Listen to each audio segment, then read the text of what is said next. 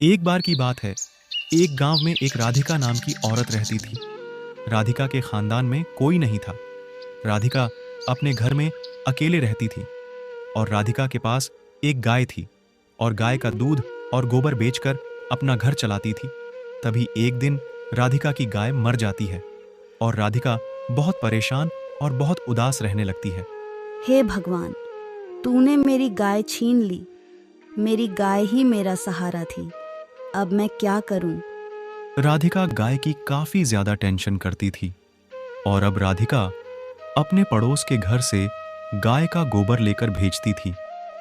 पड़ोस के घर से रोजाना राधिका गोबर ले जाकर भेजती थी। वह ऐसा करते करते राधिका को काफी दिन हो गए थे। ये राधिका तो बहुत चालाक है। हमारे गाय के गोबर से अपना रोजगार चल रही है। तभी राधिका की पड़ोसन राधिका को गोबर देने से मना कर देती है। हे भगवान, न जाने अब क्या होगा। मेरा अब तक तो मैं पड़ोस से गोबर लेकर बेचती थी, अब उसने भी मना कर दिया। अब मैं ऐसा क्या करूं जिससे मैं अपना घर चला सकूं?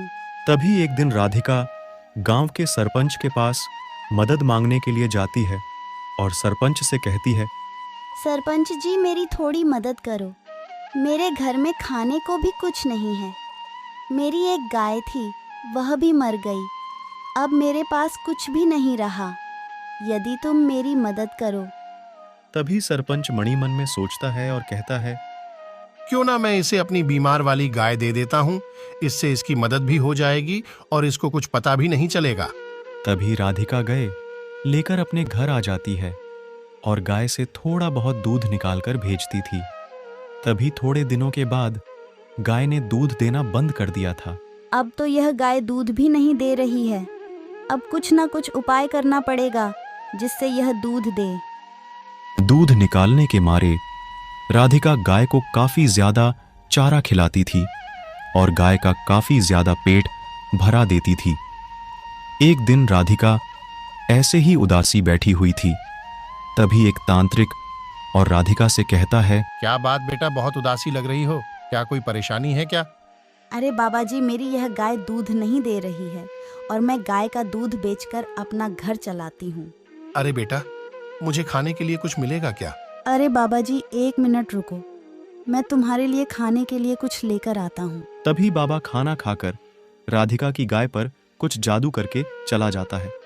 दूसरे दिन सुबह होते ही राधिका की गाय गोबर की जगह सोने देती थी।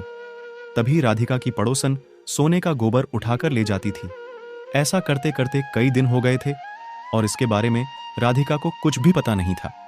तभी एक दिन वह जोरों की आंधी आई है और राधिका अपनी गाय अंदर बांध लेती है। तभी दूसरे दिन सुबह होते ही राधिका देखती है कि गाय ने तो सोने का गोबर दिया है। ये कैसे हो सकता है? गाय हमारी सोने का गोबर दे रही है। इसका मतलब ये बाबा के जादू का कमाल है। और राधिका काफी ज्यादा खुश थी क्योंकि राधिका की गाय सोने का गोबर देती थी।